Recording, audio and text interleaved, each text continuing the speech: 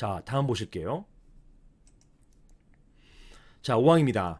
관리인에게 부정한 행위나 그 밖의 직무 수행하기에 적합하지 아니한 사정, 이런 사정이 있을 때에는 각 구분 소유자는 관리인의 해임을 법원에 청구할 수 있다. 이렇게 규정하고 있습니다. 자, 이게 관리인 해임 청구 소송인데요. 일단 법원은요, 이 관리인 해임 청구 소송에 대해서 굉장히 소극적이에요. 즉, 부정한 행위 또는 그 밖의 직무 수행하기 적합하지 아니한 사정, 이런 것들에 대해서 거의 인정 안 해요. 관리인에게 어떤 비위 행위 또는 형사상 위법 행위가 있어서, 예를 들어서 관리비 횡령한다거나 관리에 관련해서 업무상 배임 행위를 저질러서 이러한 혐의로 고소가 되어서 기소까지 된 경우, 그리고 판결까지 나온 경우, 이런 경우에 비로소 해임을 청구할 수 있다, 이렇게 나온 것이지, 웬만해서는 이런 부정한 행위나 그 밖에 직무 수행하기 적합하지 아니한 사정, 이런 거 쉽게 인정 안 해요. 이거 오해하시면 안 됩니다. 그래서 관리인이 관리비 내역을 공개하지 않았다, 또는 집합 건물에 따른 관리인의 의무를 이행하지 않았다, 이런 걸 가지고서 부정한 행위했다 또는 그 밖에 직무 수행하기 적합하지 않다, 이렇게 주장하셔도 이 해임 청구 소송 대부분 기각당합니다. 인정되는 경우가 굉장히 드물어요. 요것을 잘 알고 계셔야 됩니다. 이런 경우에는 차라리 그냥 구분 수혜자들이 모여서 관리인을 해임하면 돼요.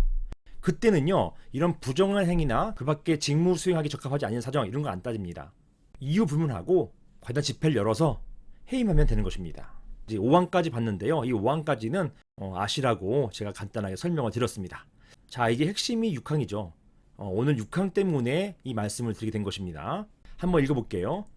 전유 부분이 50개 이상인 건물, 여기에 관리인으로 선임된 자는 대통령령이 정하는 바에 따라서 그 선임된 사실을 관할관청의 장에게 신고해야 된다. 이 관할관청을 소관청이라 하고요. 이러한 소관청에 신고해야 된다, 이렇게 규정하고 있습니다. 여기에 대통령령은요, 요거 대통령령 관리인 선임 신고, 그런 양식들을 만들어 놓은 거예요. 다시 정리하자면 전유 부분이 50개 이상, 즉 호실이 50개 이상인 경우에는, 이런 건물에서 관리인이 선임됐을 경우에, 그 경우에는요, 이렇게 소관청에다가, 즉 관할 행정청에다가 관리인 선임 신고 사실을 신고해야 됩니다. 자, 이게 신설이 2020년 2월 4일 됐고요. 시행이 2021년 2월 5일부터입니다.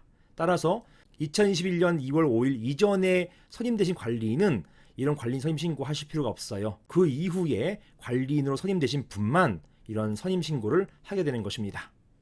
자, 예외가 있죠. 보시는 것처럼 이 건물에 공동주택관리법에 따른 의무대상 공동주택, 이게 뭡니까? 150세대 이상인 경우잖아요.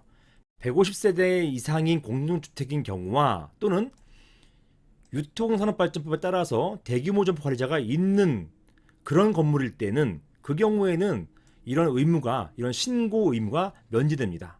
여기 바로 이 규정이에요.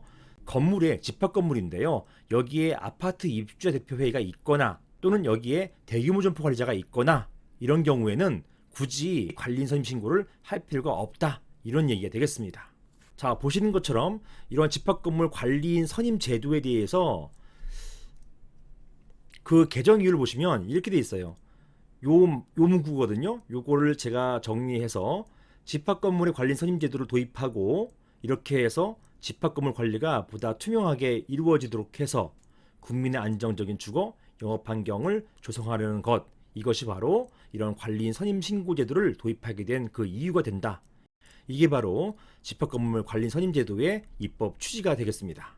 자, 이렇게 해서 2020년 2월 4일 집합건물법 개정으로 종전에 없었던 관리인 선임 신고 제도가 법으로 신설되었고, 이게 2021년 2월 5일부터 이제 시행되게 되었습니다. 이런 제도를 두게 된 것은요, 관리인 선임 여부와 관리인 지위 관련해 가지고 너무 많은 분쟁이 있어 왔어요.